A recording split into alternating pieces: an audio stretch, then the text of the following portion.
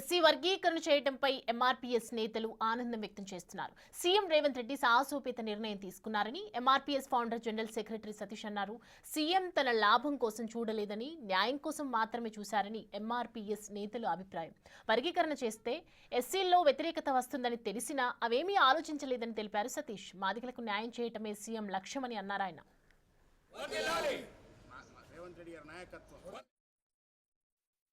మొట్టమొదట supreme court judgement పూర్తి కాకముందే మన తెలంగాణ రాష్ట్ర ముఖ్యమంత్రి గౌరవశ్రీ యనుమల రేవంత్ రెడ్డి గారు అసెంబ్లీలో ఆ సమయంలో వేరే చర్చ జరుగుతుంటే ఆ చర్చను ఆపేసి ఎస్సీ వర్గీకరణ చేస్తాను నేను మొట్టమొదట అని చెప్పేసి ప్రకటన చేసి అసెంబ్లీలో డప్పు మోగించి 4 నెలలనే ఎస్సీ వర్గీకరణ చేసి చూపెట్టిన మహాగండు మా మాదిగల యొక్క దైవం రేవంత్ రెడ్డి గారు.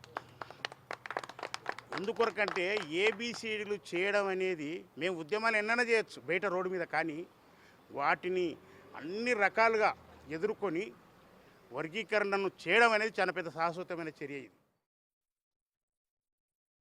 తెలంగాణ ముఖ్యమంత్రి గారికి తెలంగాణ మాదిగలుగా రుణపడి ఉన్నాం.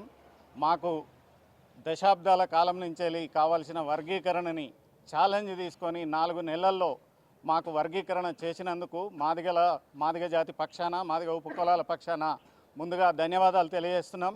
ఈ సామాజిక న్యాయంలో మేమందరం కూడా ఇన్నేళ్ళు 40 ఏళ్ళ పోరాటం నుంచి ఒక రిజల్ట్ తీసుకున్నాము. జాతిని అలా గుర్తించింది ఈ ప్రభుత్వము. చెప్పిన మాట ప్రకారం కేవలం 4 నెలల్లో తెలంగాణ మాదిగలకు సరిన్యాయం, సమన్యాయం, సామాజిక న్యాయం జరిగింది. ఈ సామాజిక న్యాయానికి మేము కట్టుబడి ముఖ్యమంత్రి గారికి, క్యాబినెట్కి, సబ్ కమిటీకి, కమిషన్కి అందరికీ కూడా కృతజ్ఞత తెలియజేస్తున్నాం. స్వతంత్ర భారతదేశంలో మాదిగ హక్కులు గుర్తించని రోజు ఉన్నది, కానీ మొన్నటి నాడు అది సామాజిక ఫిబ్రవరి 4 తారీఖు 2025 ఇది సామాజిక డేగా నేను ప్రకటిస్తున్నానని సీఎం రేవంత్ రెడ్డి గారు ప్రకటించారు.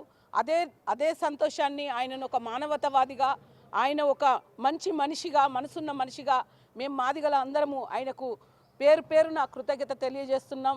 మరి మందకృష్ణ మాదిగ గారికి కృతజ్ఞతలు తెలియజేస్తూనే మరి సీఎం గారిని చేసిన ఈ యొక్క ఆమోదాన్ని మాదిగలందరూ కూడా సమర్థించాలని, మాదిగలందరూ దీంట్లో పుల్లబెట్టే పని చేయకూడదని మేము ప్రతి ఒక్కరికి తెలియజేస్తున్నాం.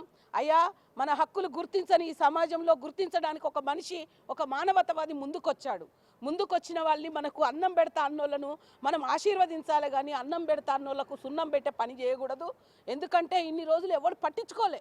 ఇంతమంది మంత్రులు, ముఖ్యమంత్రులు ఎంతమంది వచ్చినా ఏదో కాలయాపన చేసి. చర్మకారుల సంఘం రాష్ట్ర తెలంగాణ జేఏసీ తరపున ఈ తెలంగాణలో రోడ్ సైడ్ చెప్పులు కుట్టుకొని చర్మ వృత్తిని నమ్ముకొని బ్రతికే లక్షలాది కుటుంబాల నుండి ఈరోజు రేవంత్ రెడ్డి గారి ప్రభుత్వానికి, వారి క్యాబినెట్కి, దామోదర్ రాజనరసింహ గారికి శిరస్సు వంచి నమస్కారాలు తెలియజేస్తున్నా. పోయిన 10 సంవత్సరాలు మీరు టీఆర్ఎస్ ప్రభుత్వంలో మీరు పోరాటం చేస్తే మిమ్మల్ని అనగదొక్కుతామని సాక్షాత్తు అసెంబ్లీలో మాట్లాడిన కేసీఆర్ని మీరు ఏం చేయలేదు. కానీ ఇది గాంధీయవాదమైన కాంగ్రెస్ పార్టీ ఇలా గాంధీయవాదంతో పెద్ద మనసుతో రేవంత్ రెడ్డి గారు ఏ తల్లి కన్న బిడ్డనో అతను ఈరోజు ఈ అనగారిన బ్రతుకులు, ఈ రోడ్ సైడ్ చెప్పులు కుట్టుకునే వాళ్ళు నీచంగా ఈ అనగారిన బ్రతుకులు మాదిగ ఉపకులాలకు ఈరోజు ఆయన వర్గీకరణ చేయడం, అది 9% రావడం, ఇది చాలా మేము గొప్పగా భావిస్తూ మేము చాలా సంతోషంగా ఉన్నాం. కృష్ణమాదిగ గారు మళ్ళీ మమ్మల్ని మా మాదిగ బ్రతుకుల్ని చిందర వందర చేసి మళ్ళీ మా బతుకులతో రాజకీయంగా నువ్వు చేయొద్దని, ఇక ముందు మేము ఖచ్చితంగా రేవంత్ రెడ్డి గారిని ప్రాణాలైనా అర్పిస్తాం. రేవంత్ రెడ్డి గారి ప్రభుత్వానికి అండగా ఈ రాష్ట్రంలో ఉన్న లక్షలాది